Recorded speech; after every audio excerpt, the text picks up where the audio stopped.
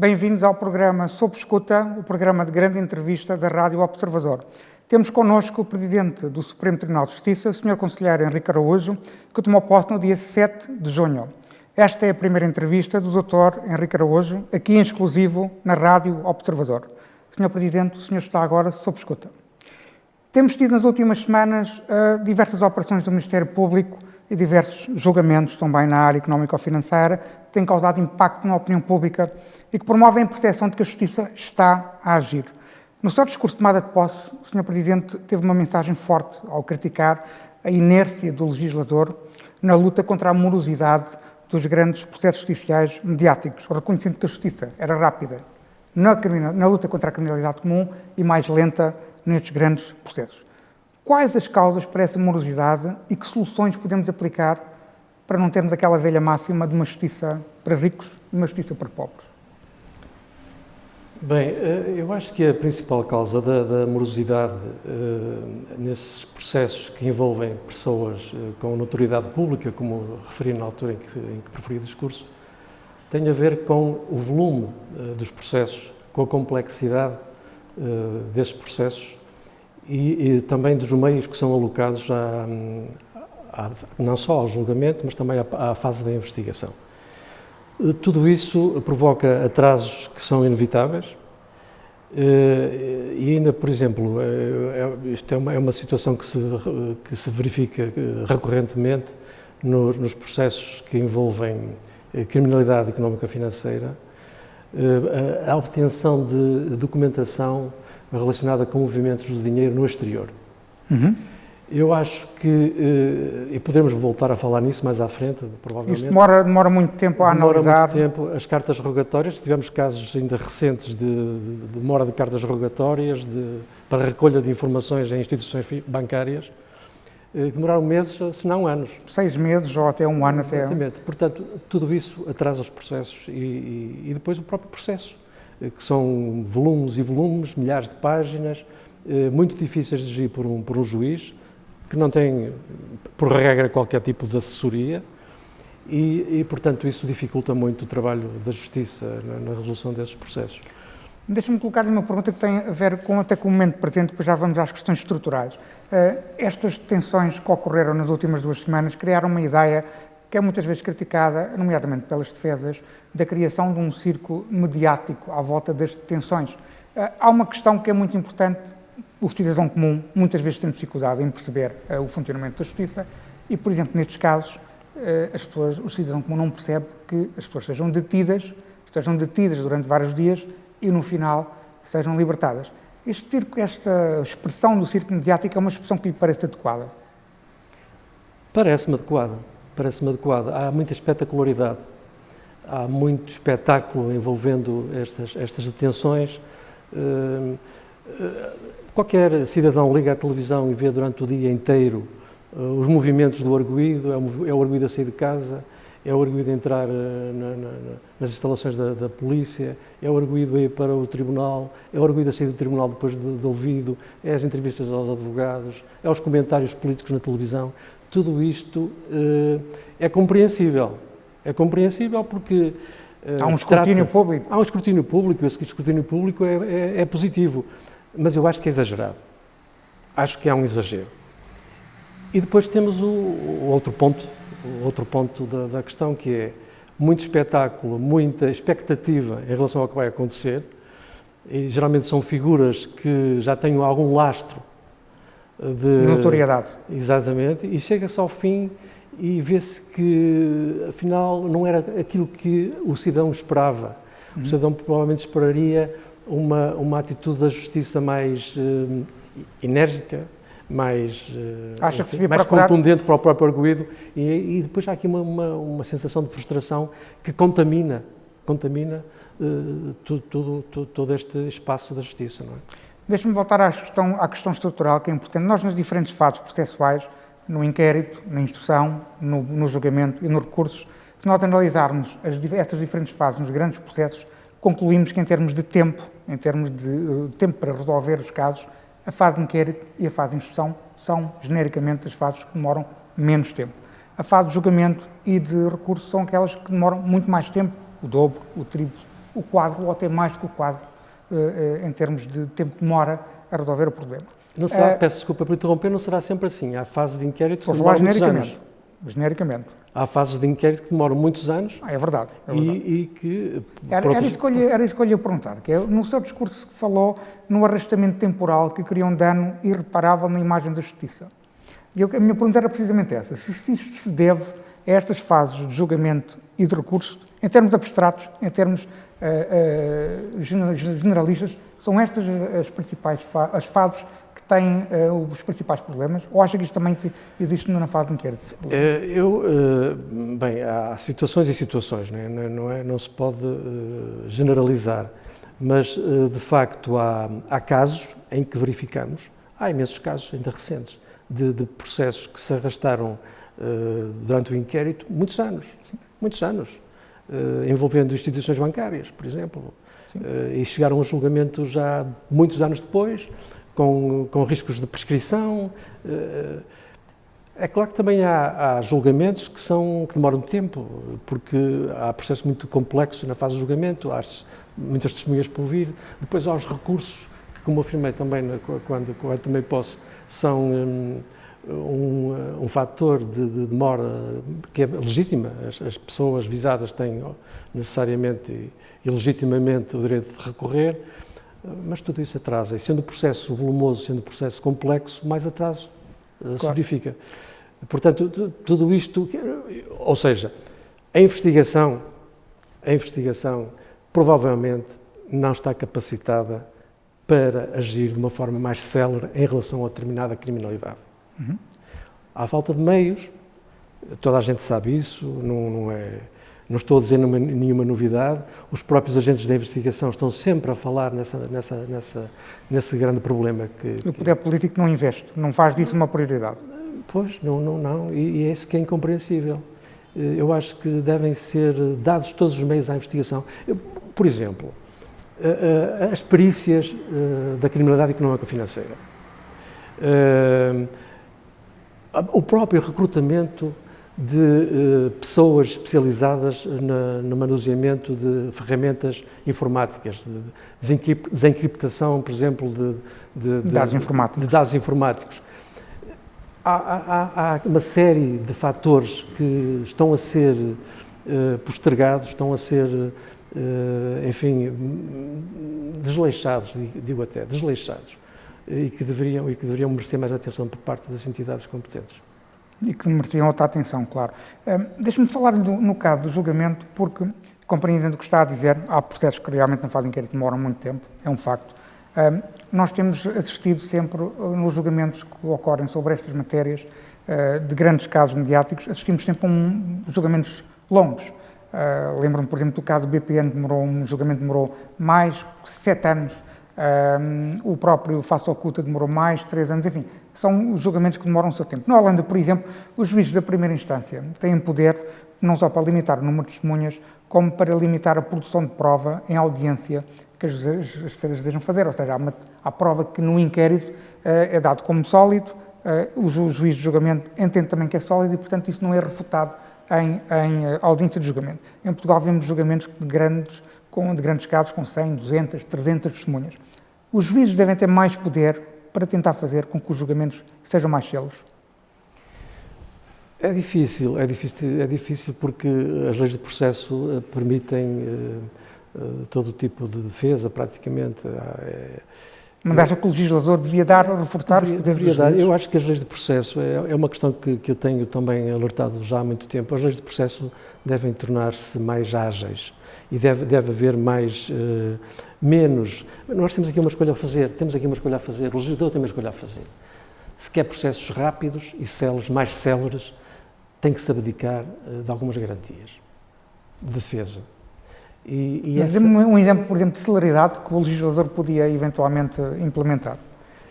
Por exemplo, no processo civil, há muita os processos atrasam-se bastante por causa da impugnação da matéria de facto. Uhum.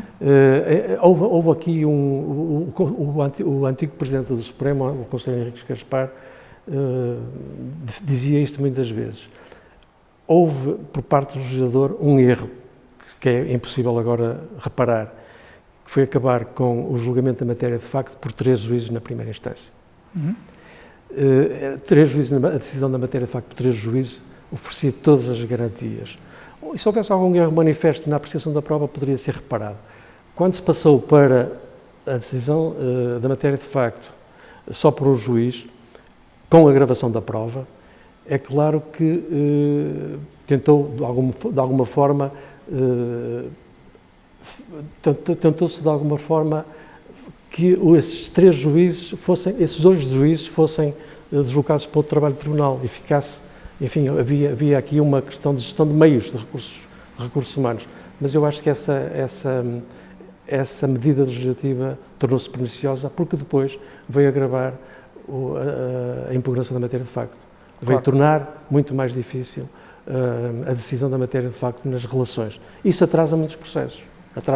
Muitos processos. Claro. Há também, por exemplo, nos julgamentos, há quem defenda, por exemplo, que deve-se colocar um limite nas testemunhas, por exemplo, ou limite na produção de prova que é admitida. O que já aconteceu, havia no anterior Código de Processo Civil e Código de Processo Penal, havia limitação do número de testemunhas.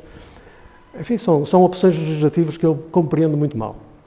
E que depois têm os custos que são inerentes, que é o atraso, é a demora nas decisões, e, enfim, é toda esta situação. Mas avançando com essas opções ou com essas soluções, acha que isso poderia colocar em causa o Estado de Direito ou poderia colocar em causa as garantias de defesa? Suponho que não pode haver um número limitado de testemunhas, não é?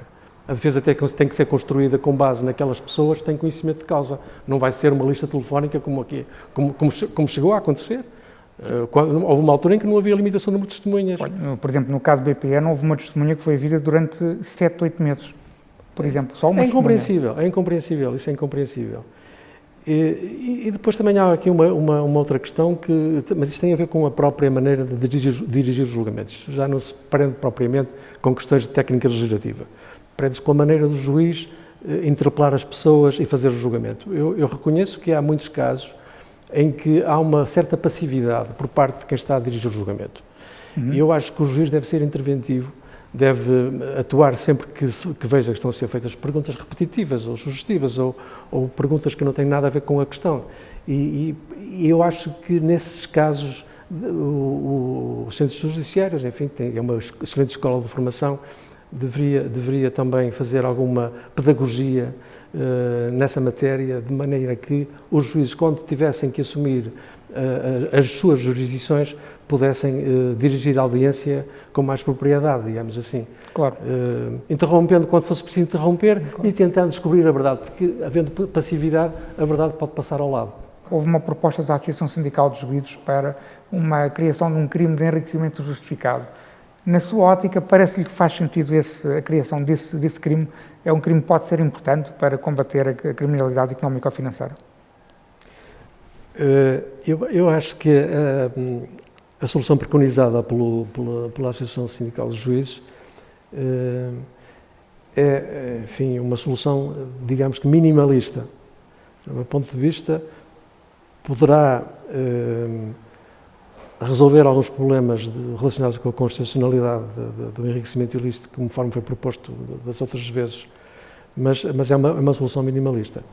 Eu recordo que há a Convenção das Nações Unidas contra a Corrupção do ano 2000, em 2000, já recomendava aos Estados que tipificassem o crime de enriquecimento ilícito ou injustificado. O que eu acho extraordinário é que, ao fim, essa convenção foi ratificada por Portugal em 2007, o que eu acho extraordinário é que, ao fim de 15 anos, e depois de 22 propostas de lei, salvo erro, sobre a tipificação desse tipo de crime, se continua a discutir se deve ou não ser aprovado o enriquecimento ilícito. Acho extraordinário. Há uma grande resistência do poder político a essa matéria. 15 anos depois, acho extraordinário. As questões, já, como sabe, foram já objeto de 2 decisões do Tribunal Constitucional, uma de 2012 e 2015, no sentido que era inconstitucional o crime, a proposta que tipificava o crime de enriquecimento ilícito. A proposta da Associação Sindical visava precisamente contornar essa matéria. Exatamente, não? Mas eu acho que continuo a achar que é uma solução insuficiente. Seria muito residual o efeito dessa solução legislativa. Mas acha Parece-me que o enriquecimento ilícito pode fazer o seu caminho, apesar de terem sido detectadas as inconstitucionalidades que os acordos do Tribunal Constitucional de 2012 e 2015 identificaram, que era não estar identificado o bem jurídico a proteger, não estar identificada a conduta concreta a sancionar e também a violação do princípio da presunção da inocência. Mas o nosso legislador, que tem sido tão criativo em muitas áreas, nomeadamente na área do direito fiscal, tem, com certeza, no direito fiscal invertemos o ónus da prova. Exatamente. E foi validado pelo Tribunal Constitucional. E tem capacidade, com certeza, o nosso legislador para contornar esses obstáculos, para os ultrapassar, desde que haja duas coisas fundamentais: vontade e esforço. Se houver essas duas coisas, consegue-se. Mas acha que há algum conservadorismo do Tribunal Constitucional nessa matéria, tendo em conta que permitiu a inversão do ónus da prova, ou deu uma luz verde a essa inversão do ónus da prova no direito fiscal? Sim, parece-me que há muito conservadorismo por parte do Tribunal Constitucional. Uma das fases que também se fala, tem tido uma grande discussão, é a fase de instrução criminal. O seu antecessor, o Sr. Conselheiro Joaquim Pissarra, defendeu uma reformulação desta fase, ou uma eventual extinção, que obrigaria a uma revisão constitucional, ou então a redução da instrução apenas a casos em que o assistente quisesse contestar um arquivamento do Ministério Público. Concorda com estas ideias? Eu concordo que a instrução não deve servir os fins que o Conselheiro António Pissarra queria significar. Portanto, ou seja, a instrução não pode ser um pré-julgamento. Esta é a minha perspectiva. Isto também surgiu por causa da fase de instrução da Operação Marqueses. Exatamente. Essa visão da instrução como um pré-julgamento, como um local processual para fazer uma avaliação de toda a prova e da culpabilidade de um ou de outro arguido, eu acho que essa visão não é correta. É um desvirtuamento da instrução. Acho que não é correta e acho que o Conselheiro António Pissarra fez muito bem a falar nesse assunto, nessa altura, que foi uma altura que marcou negativamente a nossa justiça não a decisão em si própria, não é isso que está em causa, é a forma como foi exibida. Eu critico a forma como foi exibida e só isso. Exato, mas critica porquê? Em que sentido? Critico por causa daquela... Do facto de ter sido uma transmissão em direto, por exemplo? Da espetacularidade. A espetacularidade da justiça. A justiça não é lugar de espetáculo. A justiça deve ser feita no tribunal com descrição. Nesse caso foi um juiz de instrução que, de forma proativa, procurou essa espetacularidade. Embora quisesse comunicar, ao fim e ao cabo, também queria comunicar. Natural, mas a justiça deve ser feita de uma forma discreta, no tribunal, sem holofotes, sem prejuízo do direito à informação. Obviamente que os cidadãos têm direito a serem informados, mas não é preciso que esteja debaixo de holofotes. Não é preciso que esteja debaixo de holofotes. E já que fala nisso, por exemplo, eu considero que esta proposta do Tribunal Central? Do Tribunal Central de Instrução Criminal. Era isso que eu lhe ia perguntar agora. É uma proposta de fusão do Tribunal Central de Instrução Criminal com os juízes de Instrução Criminal de Lisboa. Parece-me uma solução boa, mas o que questiono é o seguinte: se não houvesse duas visões completamente antagónicas sobre o valor da prova indireta e sobre a finalidade da fase de instrução, seria necessária essa discussão? Isto é o que eu questiono. Não questiono a oportunidade da decisão, questiono, de certo modo questiono a oportunidade da decisão, mas há aqui uma certa, não deveriam ser as circunstâncias concretas desta situação que deveriam Sim, era uma coisa que estava em discussão há algum tempo, não é? Há aqui uma coincidência do timing. Há uma coincidência do timing, sim. E acha, portanto, que acha que houve alguma intenção do poder político de tomar uma decisão a propósito, por causa desse caso? Eu acho que era insustentável, sinceramente eu acho que era insustentável esta situação, dada esta bipolarização, não é? Há uma bipolarização. Exemplo, há uns anos houve uma reforma penal por causa do caso Casa Pia, uma reforma penal muito abrangente. Pois houve. Houve até um pacto da justiça, na altura. Neste caso concreto, eu acho que a situação que era insustentável para a opinião pública, e a opinião pública conta muito, quer se queira, quer não, a percepção dos cidadãos sobre a imagem da justiça, sobre a forma como a justiça funciona, conta muito e deve contar muito. Eu acho que não havia outra alternativa senão atuar-se agora. Simplesmente as razões dessa atuação é que não me parecem. Foi uma decisão tomada em face a dois homens. Exatamente. Foi uma decisão tomada face a dois homens, não foi uma decisão que tivesse uma concepção estrutural. Ao fim e ao cabo é isso que o doutor está a dizer. É uma questão de concepção, a concepção aqui esteve excluída da discussão. Não é a concepção sobre a forma de funcionamento dos tribunais de instrução criminal ou do Tribunal Central de Instrução Criminal, mas é mais uma solução ditada por razões pessoais e concretas de dois juízes que têm visões antagónicas sobre determinados pontos. Isso pode criar uma percepção de que o poder político está a tentar proteger as pessoas que estão a ser, não é julgadas, mas estão a ser escrutinadas por esse Tribunal Central de Instrução Criminal? Não sei, a questão não se, com todo respeito, não se coloca nesses termos.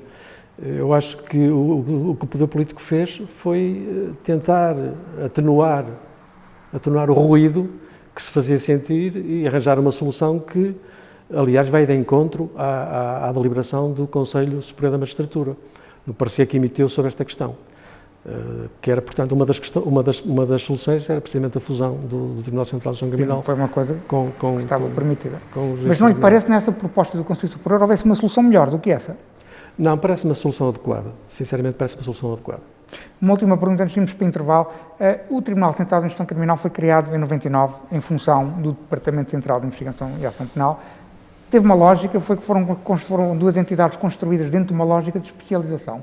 Aproximar a justiça penal, nomeadamente os tribunais, da especialização do Ministério Público. Não igual, mas equivalente. Entende que esse edifício jurídico, faz sentido nesse edifício jurídico se concluir uma outra parte, que é criar um tribunal de julgamento que seja uma extensão das competências do Tribunal Central de Instrução Criminal. Acha que isso seria uma ajuda para um tema que estamos a debater nesta primeira parte da entrevista, que é a celeridade e eficiência da justiça? Ou seja, tentarmos fazer um modelo equiparável ao espanhol. Um modelo equiparável à Audiência Nacional. Audiência Nacional. Parece-me um caminho que pode ser ponderado, porque esse tipo de criminalidade, esses crimes catálogo que fazem parte das competências materiais do Tribunal Central de Instrução Criminal e do CIAP, reclamam realmente uma especialização especializada dessas matérias e, portanto, parece-me um caminho... Não lhe parece que haja aqui um problema constitucional, por exemplo? É uma das críticas recorrentes a essa solução. O problema constitucional pode colocar-se, não é? O problema constitucional pode colocar-se, mas, enfim, vamos esperar para ver se há algum pacto por parte dos partidos que têm assento parlamentar no sentido de fazer a revisão constitucional que o país precisa neste momento, até na área da justiça.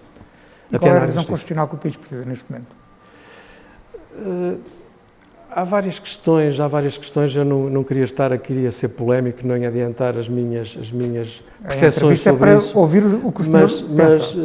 Mas, por exemplo, eu acho que uma das matérias que poderia ser revista tem a ver com os tribunais administrativos. Uhum. Nós temos cá em Portugal um Conselho Superior da Magistratura e temos um Conselho Superior dos Tribunais Administrativos e Fiscais. O único país da Europa que tem um modelo destes é a França, com os mesmos problemas, ou seja, uma dilação muito grande na resolução desses problemas, dessas questões de direito administrativo e fiscal. Coloca-se também aí a questão de falta de meios, mas eu acho que não faz muito sentido, num país como o nosso, termos dois conselhos superiores, temos tribunais administrativos fora dos tribunais, digamos assim, dos tribunais do poder. É o único país na Europa, como disse, com a França, em que isso acontece. Eu acho que era um dos pontos em que a Constituição poderia também atalhar. Era um dos pontos em que a Constituição poderia atalhar. No último relatório da Comissão Europeia para a Eficiência da Justiça, Portugal ficou razoavelmente bem colocado em termos de média europeia dos tempos de decisão na área criminal, na área civil, mas na área administrativa, na área dos tribunais administrativos, estamos a falar de um tempo médio de decisão 927 dias, cerca de 3 anos na primeira instância, 1015 dias na segunda instância, 363 dias no Supremo Tribunal Administrativo para a resolução de um caso. Nós estamos a falar quase 7 anos. A proposta que ainda há pouco estava a referir, que é uma crítica muito antiga que se faz ao nosso sistema judicial, que é termos debaixo do Supremo Tribunal de Justiça, debaixo da mesma árvore, digamos assim, todos os tribunais, inclusive os tribunais administrativos e fiscais, a ter o Conselho Superior da Magistratura com poder também sobre os juízes dos tribunais administrativos, pode levar ou pode promover um aumento da celeridade e realmente melhorarmos estes números? Eu quase que garantiria que sim. Se os tribunais administrativos e fiscais e o Conselho Superior da Magistratura conseguir passar a abranger esses tribunais, eu acho que se vai ganhar muito em termos de eficiência e de rapidez na resolução dos processos. Porque o Conselho Superior da Magistratura é uma estrutura bem consolidada hoje, tem meios e gente capaz de fazer uma gestão apropriada dos recursos e eu suponho que se ganharia muito. Até porque, em comparação com esses tempos que referiu de resolução, os tribunais da jurisdição comum, ou seja, os tribunais cíveis, criminais e da área também comercial, são muito mais expeditos. A média de resolução na primeira instância anda pelos 200 dias, na segunda instância pelos 140, 150 dias e no Supremo também por 200 dias aproximadamente. São tempos razoáveis em termos europeus? São termos razoáveis, são termos que se identificam naquilo que é o padrão standard, o padrão da média europeia. E, portanto, acho que esta disparidade em relação aos processos da área administrativa e fiscal é brutal, é uma diferença muito grande, que terá obrigatoriamente as suas justificações. Eu não estou bem dentro das problemáticas dessa área, mas suponho que seria possível corrigir isso se se fizesse uma revisão constitucional que permitisse a absorção desses tribunais, ficando todos sob a alçada do Conselho Superior da Magistratura. A área civil e também a área dos tribunais do comércio são genericamente criticados muitas vezes por um processo lento, um processo burocratizado, apesar dos tempos estarem dentro da média europeia, como acabou de dizer.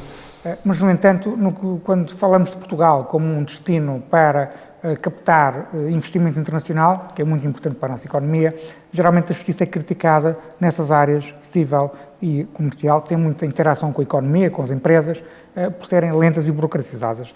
Acha que é uma crítica justa? Acha que podíamos também olhar para aqui para termos um sistema um processo mais eficaz e célere? Eu acho que essa crítica é mais um clichê, sinceramente.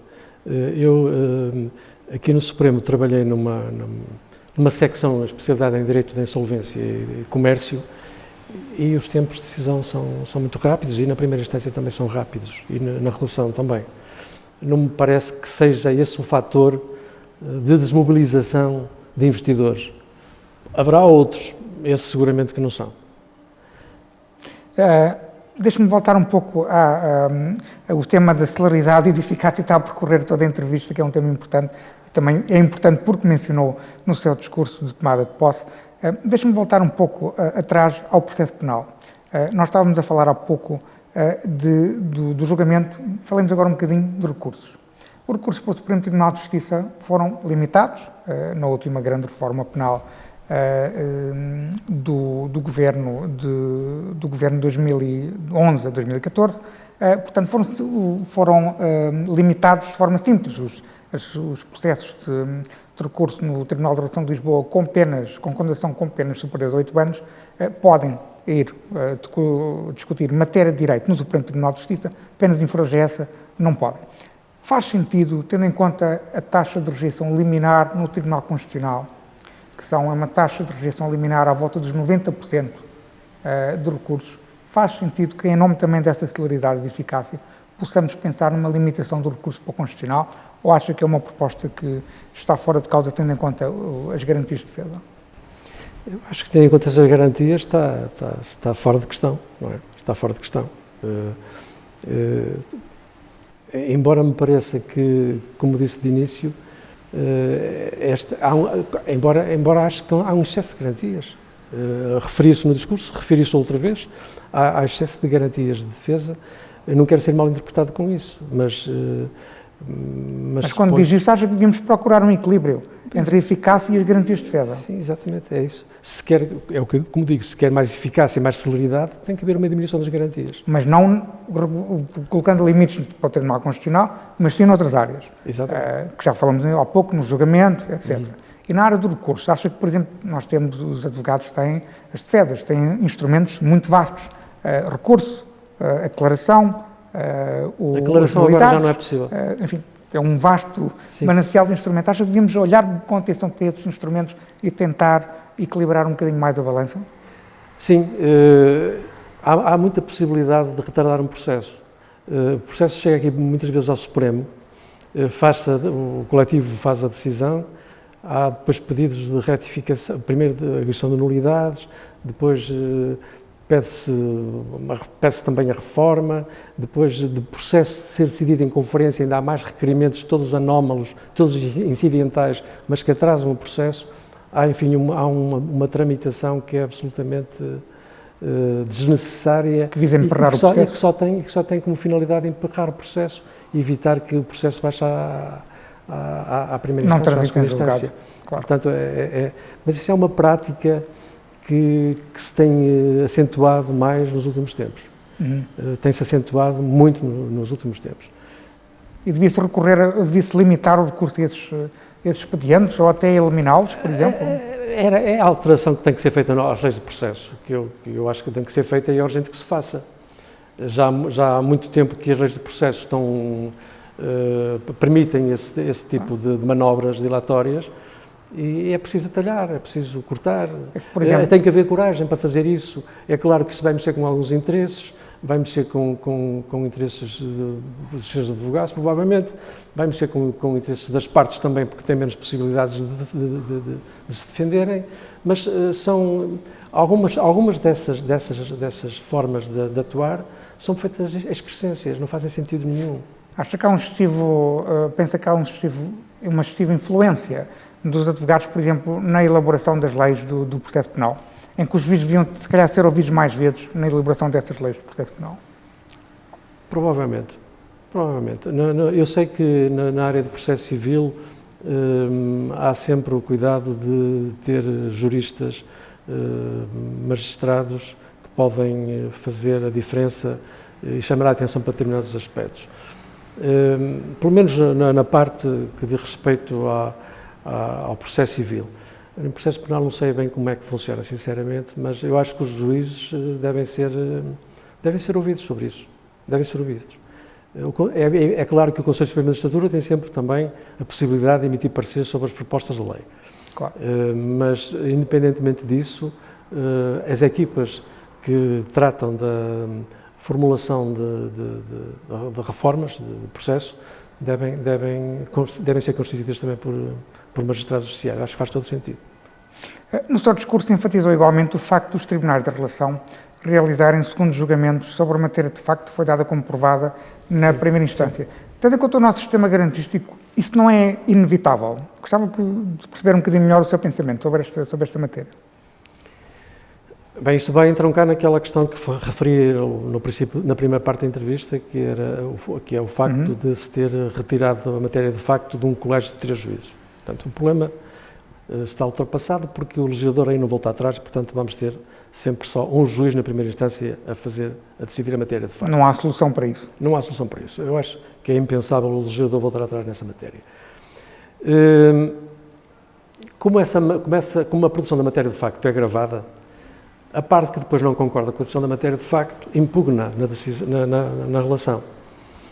E a forma de impugnar essa matéria de facto, a decisão da matéria de facto, tem um quadro estabelecido no artigo 640 do Código de Processo Civil, que foi agora objeto de uma proposta de alteração do Código de Processo Civil.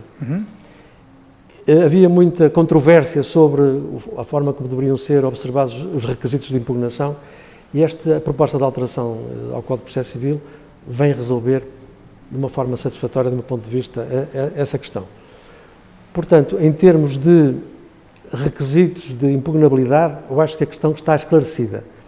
Mas a tendência para, de uma forma generalizada, se impugnar a matéria de facto, é uma tendência que vai manter-se. Ainda ontem falei disto a propósito da tomada de posse do Presidente da Relação de Guimarães.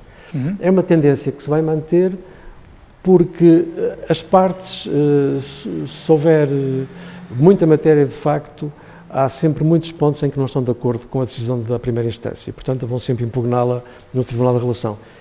Isto tem um custo em termos de meios humanos para resolver estas questões muito acentuado, porque os juízes da relação têm de ouvir o suporte digital com a gravação da prova, não é? E, portanto, isso ocupa tempo, ocupa muito tempo, e é um trabalho que, quando a impugnação é generalizada, prolonga muito a decisão da relação. Não lhe vou fazer nenhuma pergunta sobre um caso concreto, mas só para concluir esta questão da relação. Como sabe, a Operação Marquês é um caso que marca a história da nossa democracia, não só a história da justiça, mas a história da nossa democracia. Está pendente, vai estar pendente, aliás, um recurso, ele não foi apresentado, será apresentado em setembro e depois será alvo de contestação por parte das defesas. Em termos de tempo de decisão do Tribunal de Relação de Lisboa, acho que a opinião pública portuguesa pode contar com uma decisão da Relação de Lisboa rápida, célere. Não sei se o Sr. Presidente nos pode dizer qual será um prazo expectável para uma decisão da Relação de Lisboa para o recurso da Operação Marquês. Sinceramente, não posso dar resposta. Não posso. Não conheço o processo, sei que é um processo muito complexo, mas não tenho as menores condições. Mas acha que 1 ano, 2 anos seria um prazo razoável para uma decisão dessa matéria? Não posso sequer fazer essa previsão. Não posso. Não posso realmente fazer essa previsão. Mas conta que podemos ter uma decisão razoável do ponto de vista da celeridade? Não lhe sei dizer. Muito bem. Deixe-me voltar aqui para a Estratégia Nacional contra a Corrupção, que é uma matéria que foi aprovada no Parlamento há cerca de 15 dias, baixou a especialidade. Tem matérias que têm provocado muito debate, é muito importante ouvir a sua opinião sobre estas questões. Falando do direito premial, é uma matéria que já existe na nossa lei. A Estratégia Nacional contra a Corrupção propõe um alargamento desse direito premial na fase de inquérito, permitindo acordos entre arguidos e o Ministério Público e também acordos de sentença na fase de julgamento. São medidas positivas ou podem colocar em causa o Estado de Direito, como muitos advogados, e nomeadamente ordens de advogados, acusam? Eu tenho alguma resistência íntima, pessoal, sobre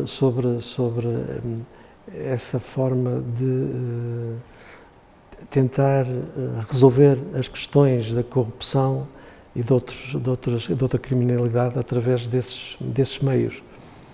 Tenho alguma resistência, acho que a denúncia promovida pelo Estado como fator de celeridade e de investigação, acho que é um mau sinal que se dá à sociedade. E portanto, é uma convicção que tenho, mas é muito minha. Compreendo que haja muita dificuldade na investigação dessa criminalidade, mas eu acho que os meios não podem justificar os fins e tenho realmente muitas reservas em relação a isso. Não sou só eu, como sabe, há mais gente que está também com este tipo de reservas. É uma medida de ruptura com a nossa cultura judiciária. Sim. E eu acho que é o sinal que o Estado dá. Denunciem-se uns aos outros para termos aqui um resultado, justiça Acho que isto rápida. remete para aquela ideia da delação, que é uma ideia muito forte no tempo da ditadura, por exemplo. Sim, exatamente, sim. E importada do Brasil agora, não é? Importada do Brasil, mas eu tenho muita resistência em relação a isso. Enfim... Mas a configuração é muito diferente. Tenho também resistência em relação à justiça negociada, aos acordos de sentença. Sim.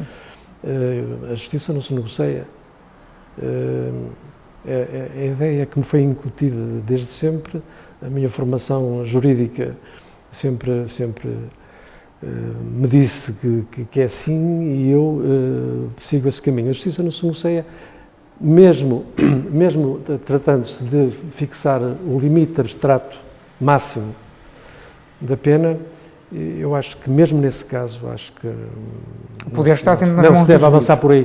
E, aliás, não sei se reparou que não está prevista a audição da vítima nesse tipo de acordo, o que me parece também uma lacuna grave, não é? No caso nos crimes económico-financeiros, enfim, a vítima é sempre uma vítima, são os cidadãos, não é? É o Estado.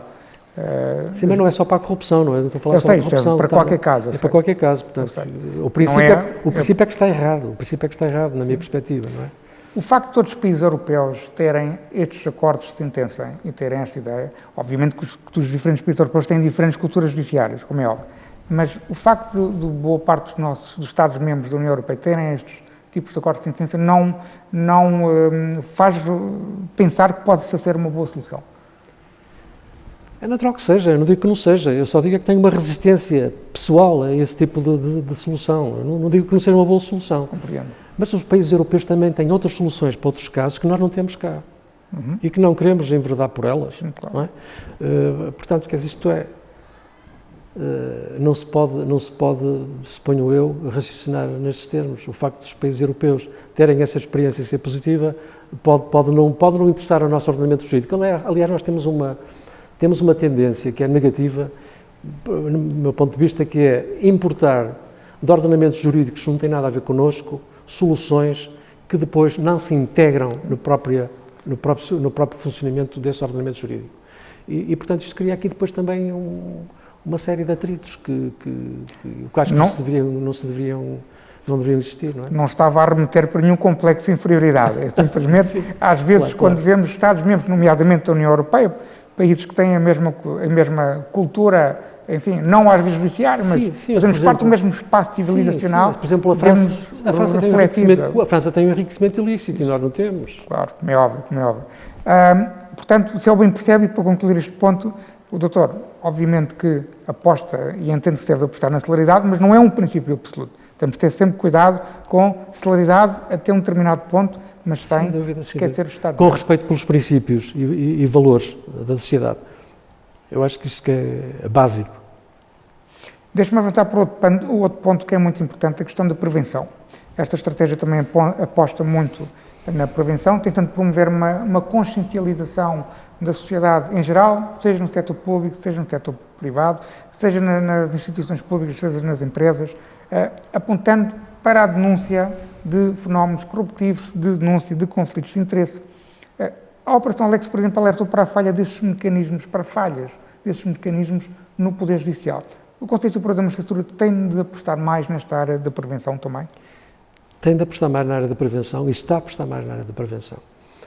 Foi aprovado no último plenário da terça-feira passada um regulamento dos serviços de inspeções em que, por exemplo, se prevê, há uma norma que prevê agora que os seus inspectores reúnam regularmente com os presidentes da comarca, trimestralmente, no sentido de serem detectados casos, enfim, de alguma forma patológicos.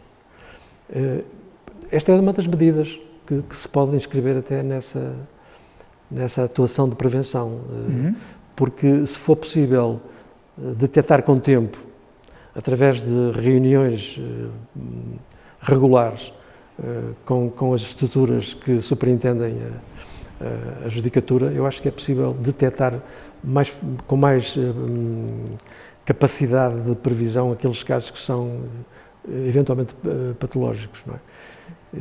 É uma das medidas, por exemplo. Outras haverá A obrigação declarativa de rendimentos já está em vigor desde 2019, vai também contribuir para esse efeito. Os rendimentos dos magistrados, por exemplo. Os rendimentos dos magistrados. Portanto, há uma série de instrumentos que estão a ser implementados e que vão... Para detectar esses desvios à norma, digamos assim. Exatamente. Recentemente houve notícias de ações disciplinares contra vários desembargadores da Relação de Lisboa por falta do dever de zelo. Hoje no dia em que estamos a fazer esta entrevista, há notícia de uma suspensão aplicada a 2 ex-presidentes da Relação de Lisboa. Esse caminho de escrutínio disciplinar intenso é para continuar. Sem dúvida. Vamos falar agora da crise pandémica. No seu discurso de tomada de posse, falou na nuvem negra e espessa da situação pandémica, cujas marcas vão tardar a desaparecer. O Governo tem divulgado dados positivos sobre a forma como a Administração da Justiça lidou com os processos que ficaram atrasados desde o início da pandemia. Sim. Considera que há um excesso de otimismo do Governo nesta matéria? Há um dado objetivo que temos de ter em consideração. Nos últimos 5 anos, as pendências na área civil e comercial, por exemplo, cresceram 42%, se a memória não me falha. Deve-se a muitos fatores, e um dos fatores tem a ver com o aumento da produtividade dos juízes. Produziu-se mais, resolveram-se as pendências e diminuiu o número de processos. Mas não se pode ter uma visão otimista. Realmente o que vem aí é uma avalanche. Essa avalanche. O que vem aí é uma avalanche. Depois do Estado levantar os apoios à economia. Por exemplo, acabando as moratórias, acabando as ajudas às empresas, acabando tudo isso, vai haver uma avalanche. Começando a haver as insolvências de empresas que ainda estão a trabalhar, enfim, sabe-se lá como, mas ainda estão a trabalhar, ainda estão a resistir, mas algumas delas não vão conseguir sair disto e, portanto, vai ser uma avalanche de processos. Que medidas preventivas podíamos tomar? Se é que podemos tomar? Ou é melhor, ou teremos que esperar que a avalanche chegue? Eu acho que medidas preventivas, para já, podem ser tomadas em termos políticos de ajuda, de mais ajuda às empresas, ter cuidado às famílias. Com retirar as ajudas económicas. Sim, poderá ser por aí. De resto, não vejo como é que pode resolver-se isto de outra maneira. Não vejo, sinceramente. Vai haver muita crise económica, vai haver muita crise social. Eu não quero ser agoirento, mas eu acho que é isso que vai acontecer, infelizmente. E os tribunais vão estar preparados, têm que estar preparados, embora haja uma falta de recurso que se está a acentuar de dia para dia. Ainda aqui há dias falei e é um dado que é perfeitamente constatável, que há um envelhecimento da magistratura judicial, há muitos juízes que se vão jubilar nos próximos tempos e, por outro lado, a capacidade de formação dos centros judiciários, neste momento, ainda não é suficiente para colmatar essa saída de juízes. Portanto, vai haver também aqui uma crise de meios, mas eu estou convencido que todos os juízes vão estar, como acredito que vão estar, à altura e vão responder, de uma forma positiva. Em termos de pendências nas diferentes jurisdições, é uma questão estrutural, não que tenha a ver só com a crise pandémica, em termos estruturais. Em termos de pendências nas diferentes jurisdições, temos verificado que tem ocorrido uma recuperação das pendências desde 2015. Os números mostram essa evolução. Sim. Esta recuperação é sustentável ou é necessário mais investimento para que ela realmente se torne estrutural? Seria sustentável se não houvesse a tal avalanche que vai haver. Ou seja, eu acho que se mantivéssemos o nível de estabilidade económica e social antes da pandemia, essa tendência poderia continuar sem problemas, mas não creio que possa continuar a acreditar-se numa diminuição das pendências. Vai ser preciso mais meios para tentarmos... Mas não está a haver o poder político inclinado para isso? Como? Não está a haver o poder político inclinado para isso? Ou o Ministério das Finanças? O Ministério das Finanças provavelmente não. O Ministério das Finanças provavelmente não. Suponho que o Ministério da Justiça está perfeitamente inteirado das necessidades, e em especial no aspecto da formação de novos juízes. E mesmo na questão dos assessores, é preciso assessores para os tribunais, os tribunais os juízes trabalham sem assessores. Aqui o Supremo, desde 1995, que o quadro de assessores se mantém nos 10, portanto, em 20 e tal anos, com a evolução que houve, com a complexidade cada vez maior dos processos, mantemos o mesmo número de assessores. Nas relações não existem, na primeira instância não existem, vão agora, salvo erro, foram selecionados 26 para a primeira instância. Um concurso demorou muito tempo a obter financiamento. Através de um concurso no Conselho, mas há pouco investimento, e eu acredito tenho a certeza de que não é responsabilidade do Ministério da Justiça. Última pergunta. Alertou no seu discurso para a necessidade da Justiça, o seu discurso de tomada de posse, para a necessidade da Justiça comunicar melhor. Que inovações é que podemos esperar nesta área? Aqui no Supremo Tribunal de Justiça, por exemplo, está prevista na Lei de Autonomia Administrativa e Financeira a criação de um gabinete. Não está criado, vou criá-lo, para que possamos ter uma capacidade de comunicação muito superior àquela que temos hoje. As páginas, tanto do Supremo como do Conselho, também são meios importantes de divulgação das decisões e, portanto, também se pode apostar nessa área. Mais propriamente no Conselho Superior da Magistratura, eu estou há pouco tempo no exercício do cargo, como sabe, mas tenciono melhorar através de reuniões regulares, não sei se contemporâneas dos plenários, mas se não for no mesmo dia, serão passado 1 ou 2 dias para terem conhecimento daquilo que realmente se discute e daquilo que é aprovado e decidido nos plenários. Mas reuniões abertas, por exemplo? Uma espécie de briefing, eu acho que seria um bom caminho para comunicar com os cidadãos, para saberem o que se passa também no governo dos juízes. Estou a perceber. Portanto, podemos contar com uma justiça mais aberta nos próximos tempos. Sim, e mais transparente. Com toda a certeza. Da minha parte, com toda a certeza. Sr. Presidente, muito obrigado por esta primeira entrevista, foi uma honra e fica por aqui o programa Sob Escuta.